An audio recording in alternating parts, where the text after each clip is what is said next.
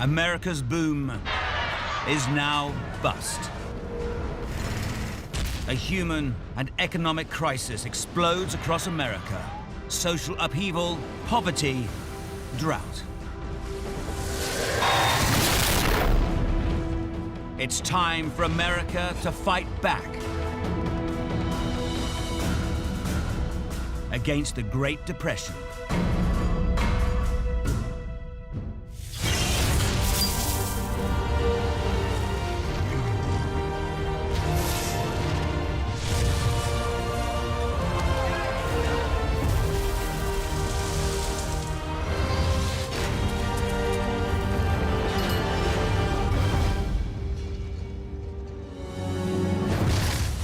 The 1920s is boom time in America.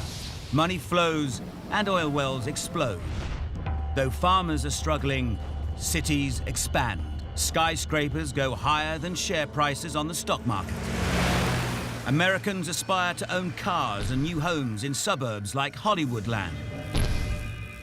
By 1929, more money is spent on advertising than on education. We got a little carried away with consumerism and capitalism, and it bit us in the butt. The boom is built on credit. In 1929, $6 billion of goods are bought on credit, but 80% of Americans have no savings at all. Some stocks are valued at 50 times what they're really worth. A giant bubble just ready to burst. By October 1929, the inevitable happens. The stock market loses 12 times more money in 3 weeks than the American government uses in a year. The entire country could have gone down, and almost did, from an economic point of view. For a year after the stock market crash, America's economy teeters on the edge of the abyss. December 1930. The streets of New York are quiet. It's been a year since the stock market crash of 1929, but only 2% of the population own stocks. The other 98% get on with their lives. Until today. This man is about to shake America's confidence in its banks to its very core. He's put his money in his local bank, the Bank of the United States, a bank that has only hours left to exist. But a newspaper article questions his bank's stability. This is the moment that begins a chain reaction that will shake the whole country's economy. Yet we don't even know the man's name. But his story was recorded by the New York Times. A small merchant in the Bronx went to a branch of the Bank of the United States and asked bank officials to dispose of his stock in the institution. Good day, sir. How may I help you? Yes, I'd like to withdraw my shares from the bank. Beg your pardon, sir. Bank regulations are virtually non-existent at the time. Bad real estate investments mean the bank has only kept itself afloat by false accounting. Good day, sir. How may I be of assistance? I'd like to sell my shares. The stock is a good investment, sir. I would advise against the sale. I want my money. The last thing the bank needs is to hand out all its cash. We almost witnessed that fairly recently, and I've seen what can go on, and I've seen travesty. He departed and apparently spread a false report that the bank had refused to sell his stock. By mid-afternoon, a considerable crowd had gathered outside the bank, estimated at between 20,000 and 25,000 persons.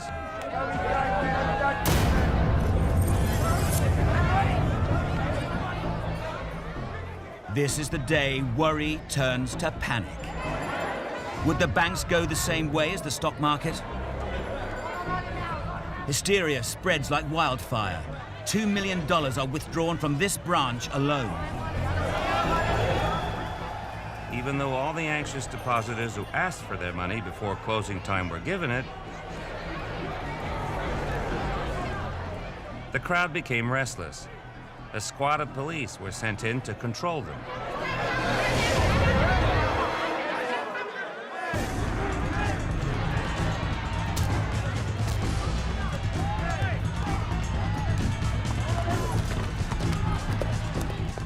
the trouble spreads to other branches. By the next morning, the Bank of the United States has collapsed.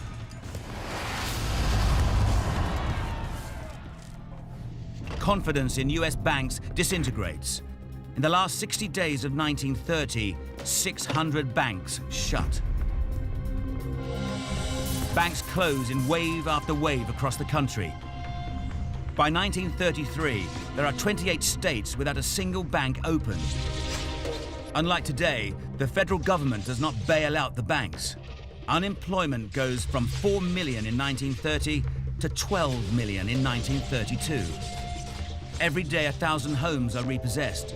200,000 vagrant children wander the country. 34 million Americans have no source of income. It was an American tragedy, the Depression was, and it took American ingenuity to lift America out of it. The fight back starts here. Vast building projects, publicly funded, privately built.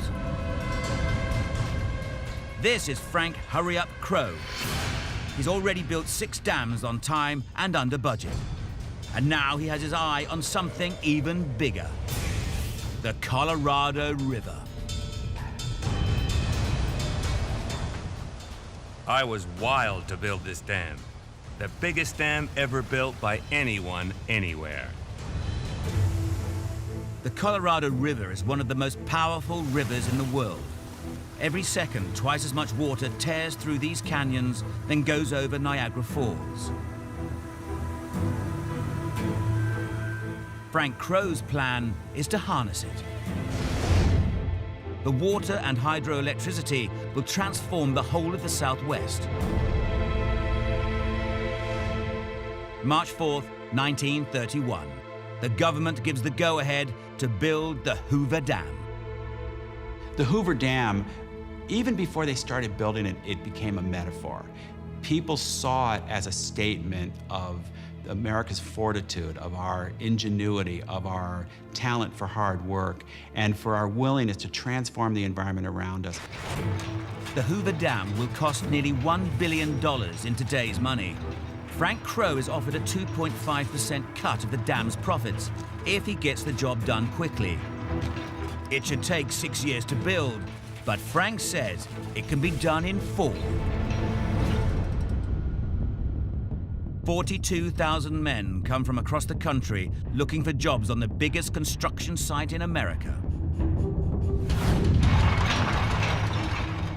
Frank Crow takes 5,000 men willing to work harder and faster than anyone else. It's the survival of the fittest.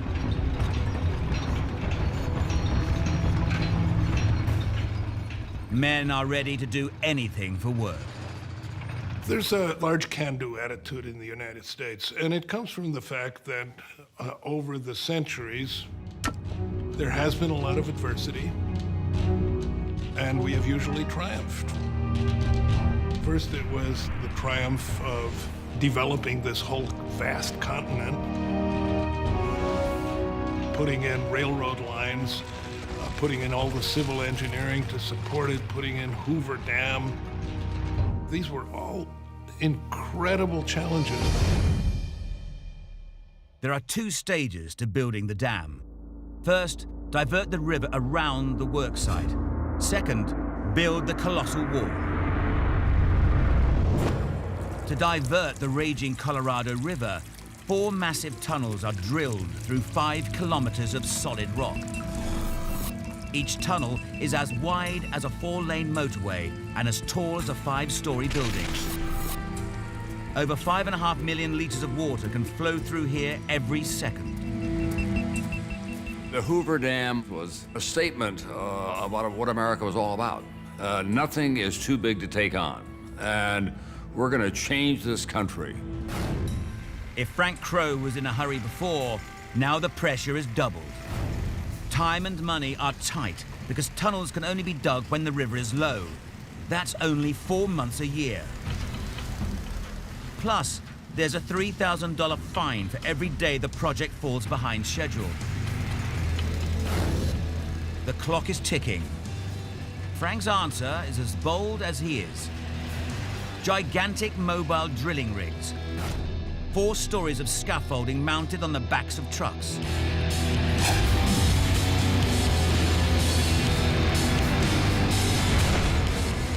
Up to 30 men drill into the rock around the clock, 24 hours a day. They move 10 times faster than normal drilling. Temperatures hit 60 degrees Celsius in the tunnels. Frank just pushes harder. The drilling crews compete against each other, which will drill the furthest every day. As drillman Marion Allen puts it, "It didn't make any difference what you did, but you had to beat that other crew."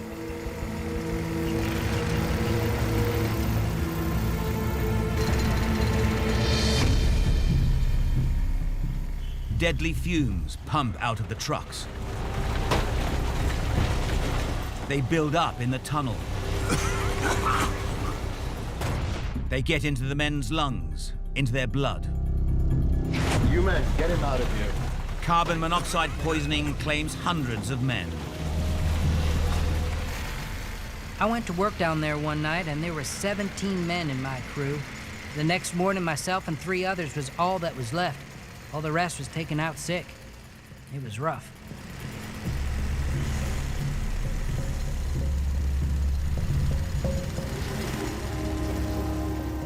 Crow has only one working rule. To hell with excuses. Get results. But the drive to get results quickly will have deadly consequences. Men desperate to keep their jobs make mistakes, like trying to clear rubble before the blasting is finished. You are having to dynamite areas, and you have to dig out. There's machinery, but you're still using a lot of pick and shovel. Treacherous work. A miner's wife remembers one worker desperate to keep his job. Everybody was trying to work in the tunnels. This man was so anxious to work that he just went into the tunnel too quick. Just as he put his shovel in, there was a delayed blast. The company says 96 men died. Workers claim it's hundreds. The tunnels are finished 11 months ahead of schedule, but that's just the beginning of the Hoover Dam.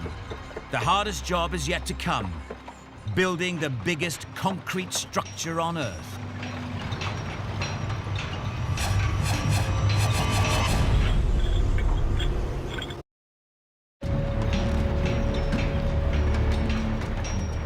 Frank Crow is driving ahead the building of the Hoover Dam, the biggest engineering project America has ever seen.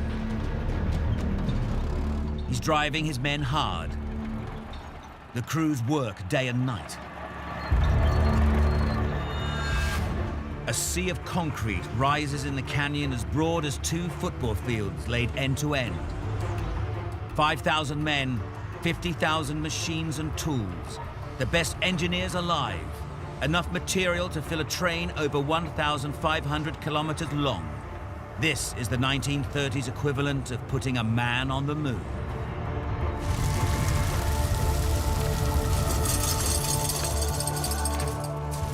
Almost 6 million tons of concrete have to be poured. That's enough to lay a meter-wide pavement around the world.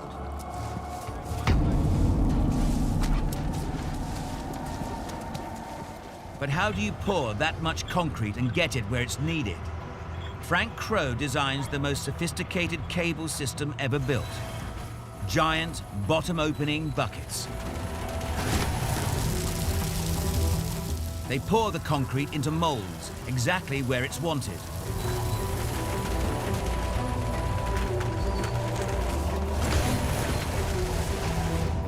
Concrete was invented by the Romans 2,000 years ago. But the Hoover Dam is the first large concrete dam in history. Today, virtually all dams are made of concrete. It's malleable and it's strong. It's the world's favorite building material for any structure. Frank is up against the clock, and he has a big problem. The drying concrete generates heat. If the dam were constructed in a single continuous pour, it would put out enough heat to bake 500,000 loaves of bread every day for 3 years.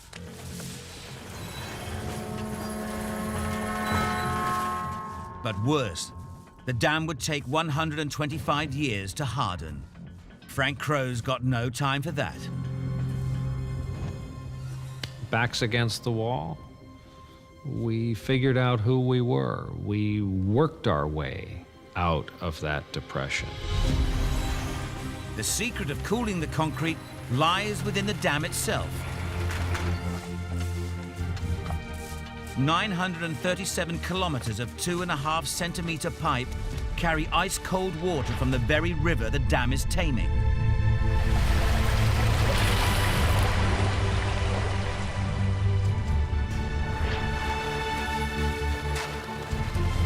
No one had ever thought of this before, and those pipes are still in the Hoover Dam today. Frank Hurry Up Crow lives up to his name.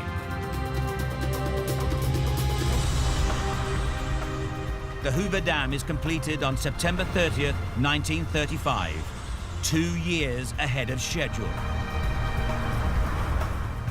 Frank receives a bonus worth over $4 million in today's money.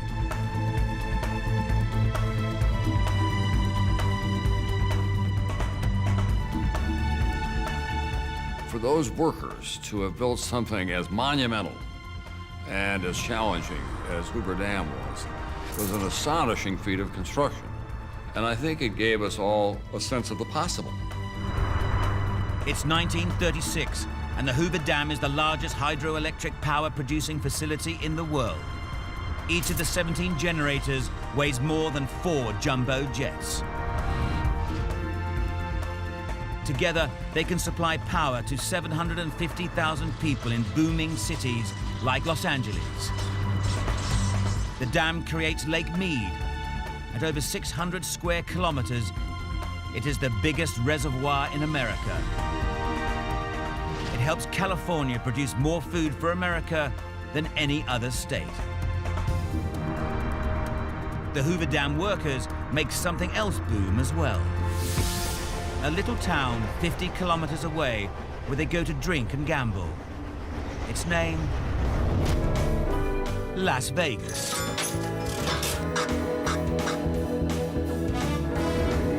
As the wife of one Hoover Dam worker puts it, when men worked in such dangerous surroundings, you couldn't blame a lot of fellows for sort of letting their hair down.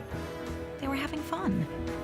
In 1930, just 5,000 people live in Las Vegas. Then the dam workers arrive. Then the tourists arrive. Then the gambling. Now over 37 million people come every year to party in Las Vegas. After 70 years, the Hoover Dam still supplies power to the states of Nevada, Arizona, and California. One Las Vegas hotel has the biggest flashlight on Earth. 40 billion candle power. You can read a newspaper 16 kilometers out in space by its light.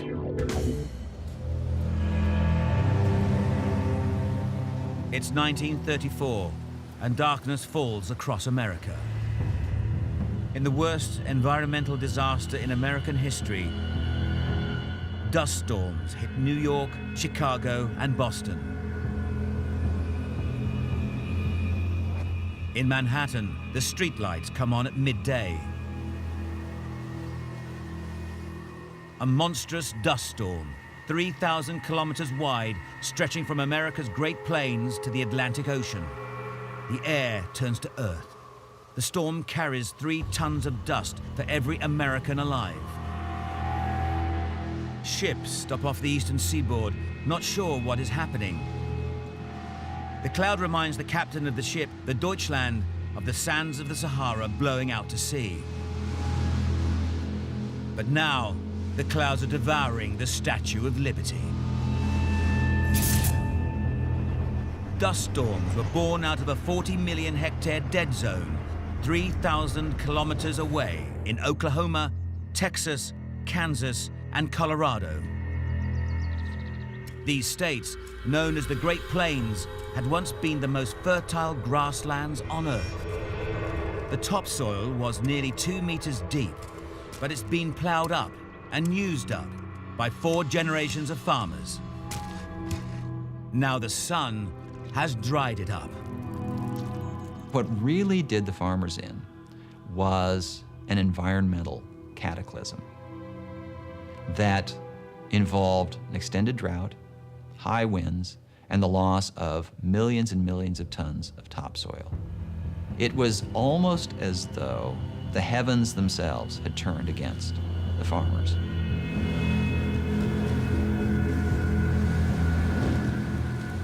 By 1930, the rains virtually stop. The lighter organic matter, the best soil, is literally gone with the wind. The tiny particles of soil are suspended in the air. Then a freakish phenomenon happens. Static electricity builds between the earth and the dust. Like a magnet, the static electricity sucks up more and more dust, heating itself, growing in size and power. A monster is created. The dust is lifted up to 3,000 meters. Powered by high-altitude winds, the dust storm rips across the country.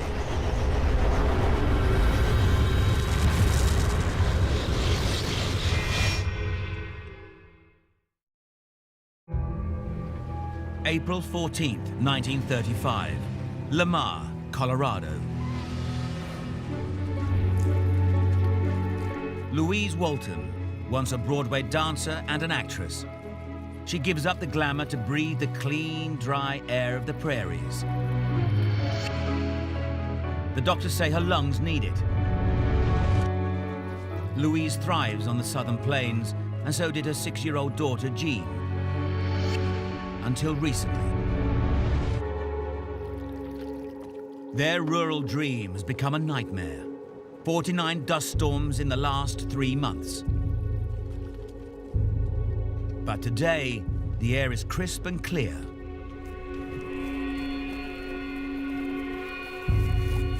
Jean has just got out of hospital with respiratory problems because of the dust storms. Early that morning, 1,000 kilometers north, a cold front from Canada hit a warm, high-pressure front. Perfect conditions to create the winds for a dust storm. But this is not just any duster.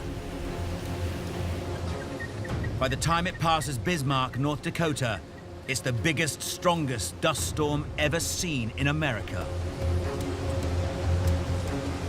The cold front drives the storm south across the prairies. It's heading straight for Louise and Jean's place at over 100 kilometers per hour.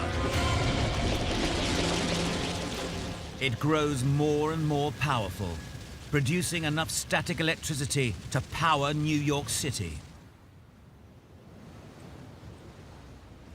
By the time the storm reaches Lamar, Colorado, it is 300 kilometers wide. The temperature plunges. At 2:40 p.m., Jean finds herself looking into the heart of the storm.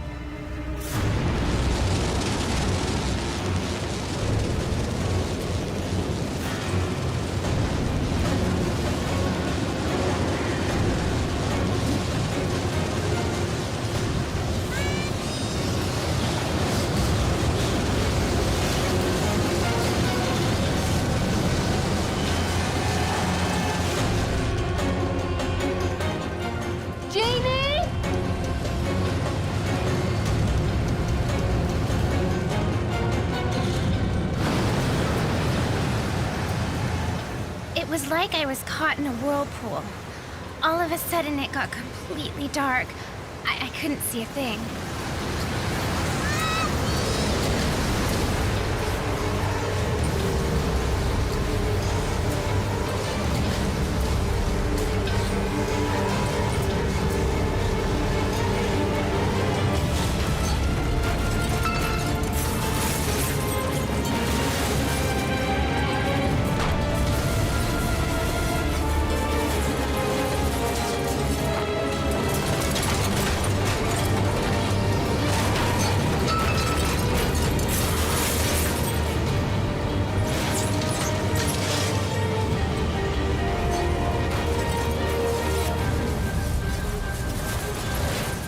The dust clouds contain over 270,000 tons of Great Plains topsoil.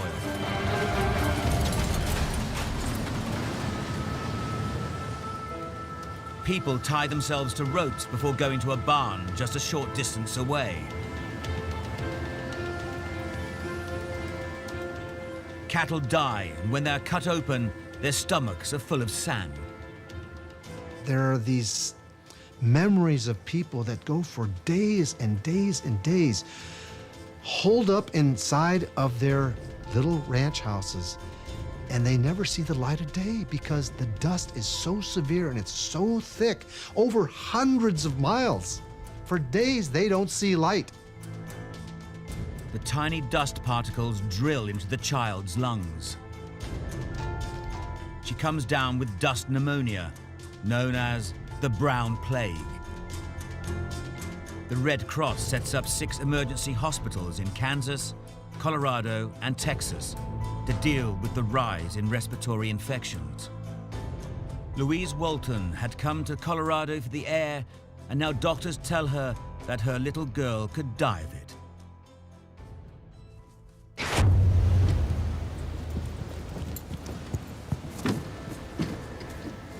There is an exodus of biblical proportions underway on the Great Plains. By 1936, farmers are losing $25 million a day. Farming is no longer a possibility. The Great Depression takes hold. Their mortgage comes due, they can't pay it. They're not growing crops. They lose the family farm, they lose their identity. A century before, 500,000 people had gone west on these same trails looking for hope. Now, 250,000 of them are fleeing the Dust Bowl in despair. But not everyone has the choice to leave. Jean and Louise survive the event known as Black Sunday and stay put. They have nothing left but their determination and will.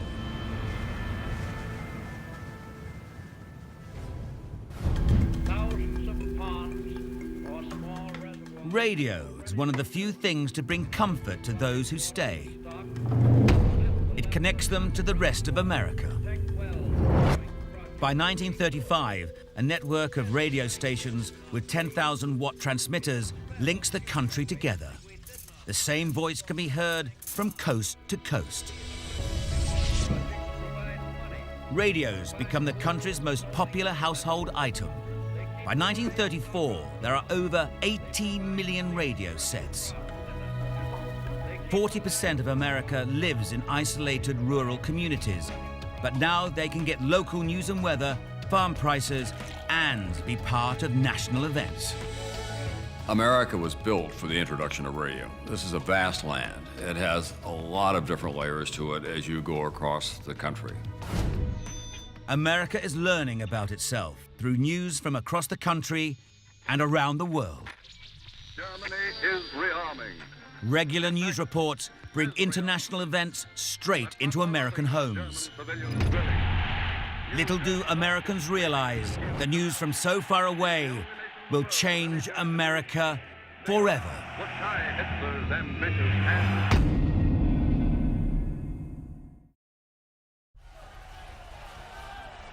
As America's Great Depression continues, Congress and government approve plans to build a series of structures they hope will help Americans through this dark time. The French gave America the Statue of Liberty. Now in America itself, a monument is built for the people.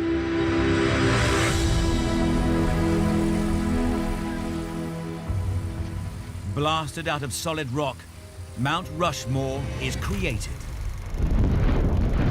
The blasting of Washington's chin and the first step in the world's largest monument is finished. It began in 1927 in a desolate corner of South Dakota as a way to attract tourists.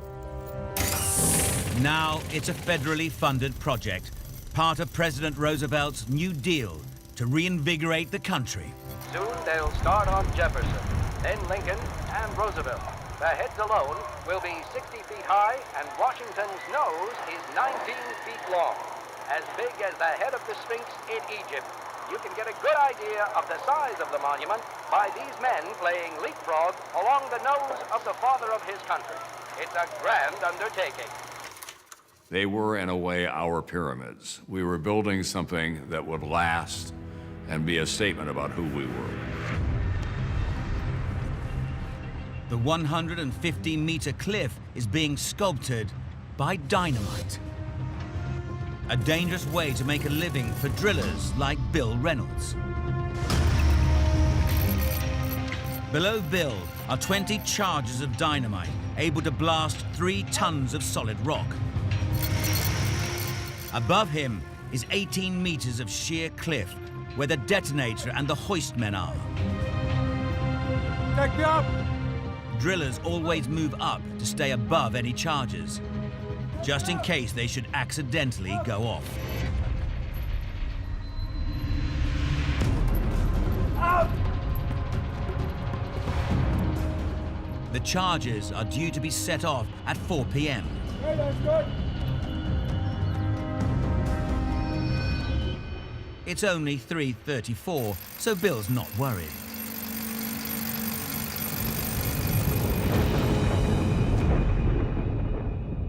But behind him, a mighty storm is brewing.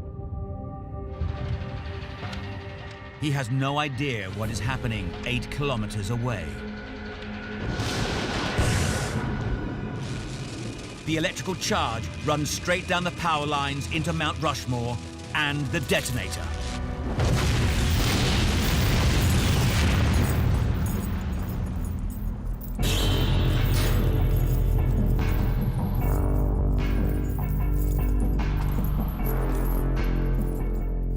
Bill Reynolds survives with only a burst eardrum and his boots blown off. He's back on the job the very next day.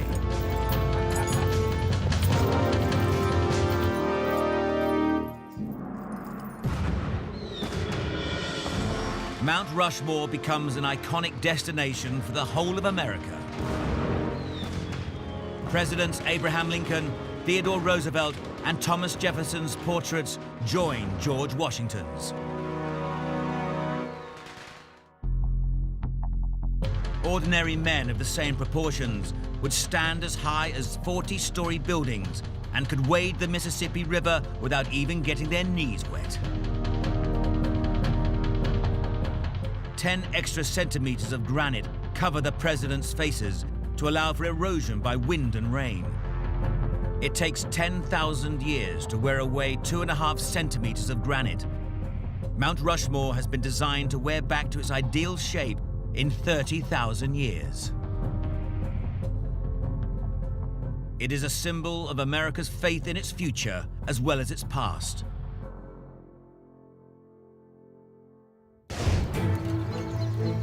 By 1936, 1 in 6 workers is still out of a job. Despite the government's public works programs, there is little economic recovery. The public works aren't working. Free enterprise is stagnating. It will take World War II to pull America out of its economic slump.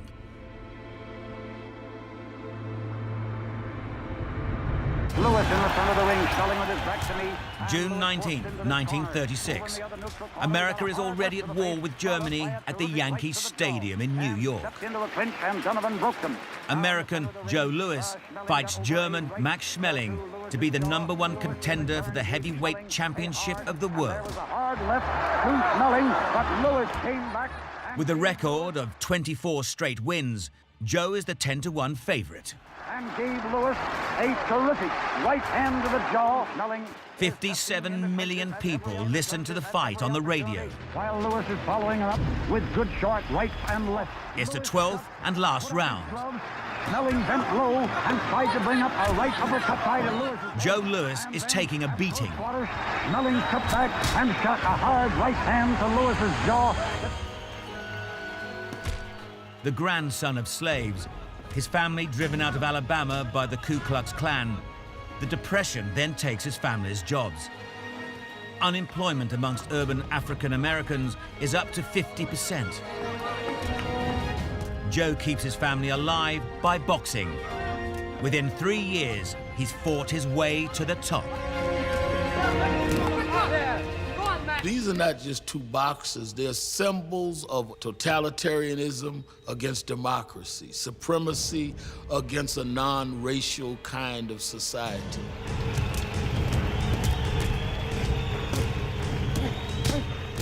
America sees Schmeling as old. He's 30, Joe's 22. Schmeling got over 2 more hard rights to Lewis's jaw. He has puffed up Lewis's left cheek, and Lewis is down. But tonight, Joe has underestimated his much older German opponent.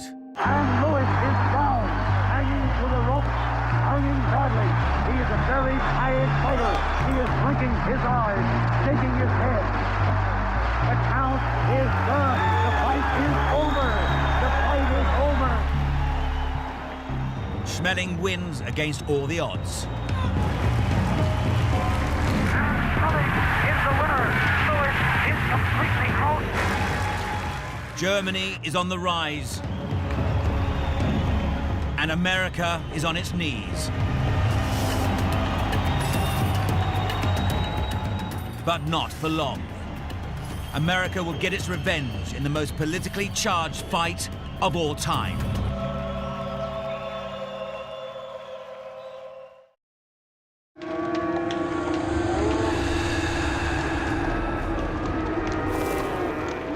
Boxer Joe Louis, just knocked out by Max Schmeling. Germany is triumphant. America is in shock. It's a publicity dream for the Nazis.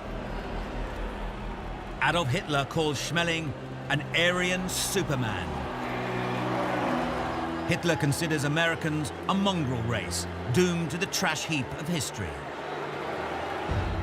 Hitler says their mistake was freeing their slaves. I had been humiliated, and I had to prove that I was the best heavyweight around.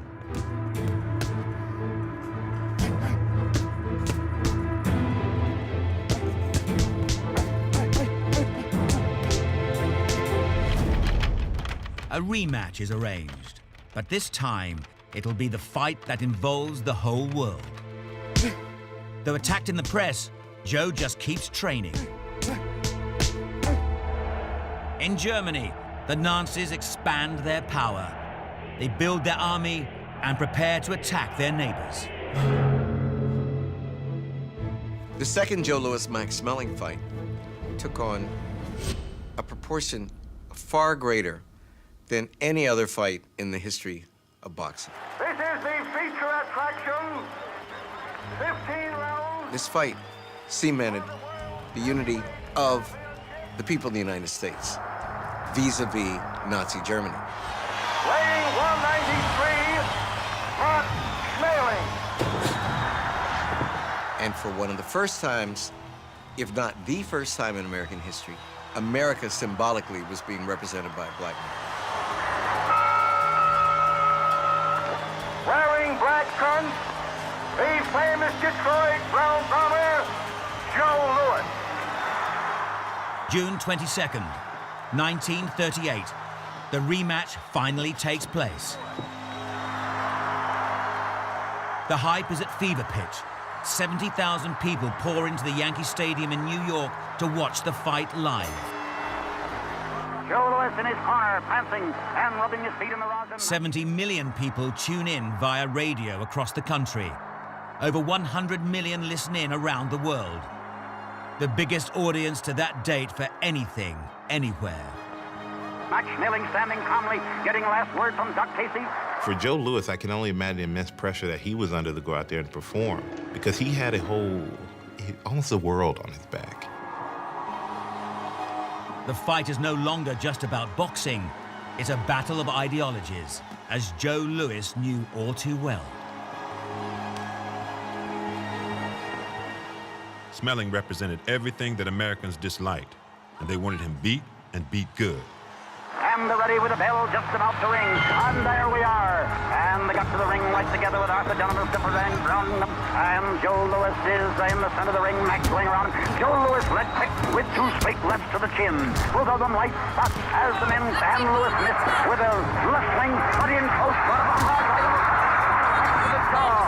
And again, a right to the body. A left hook. And Louis hooks the left to Max's head quickly. And shoots over a hard right to Max's head.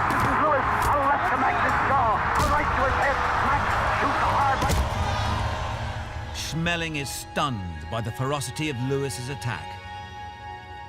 He's landed more blows in this one round than he landed in only 5 rounds of the other fight.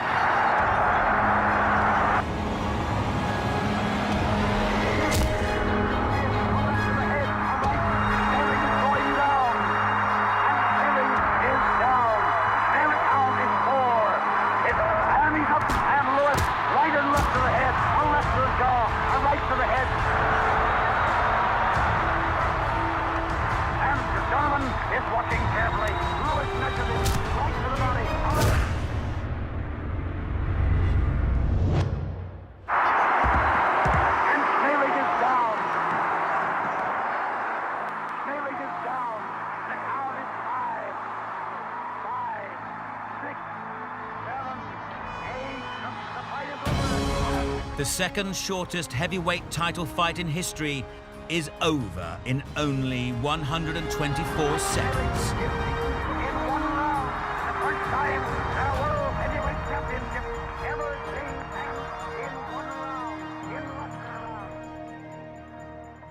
I'm sure enough champion now. At the end of the fight, Joe Louis, this inferior, this former slave's child, defeats the master race. Schmeling knows what his defeat will mean to the Nazis. After this defeat, I no longer existed for Hitler. My name simply disappeared from the newspapers. Joe Louis is America's hero again.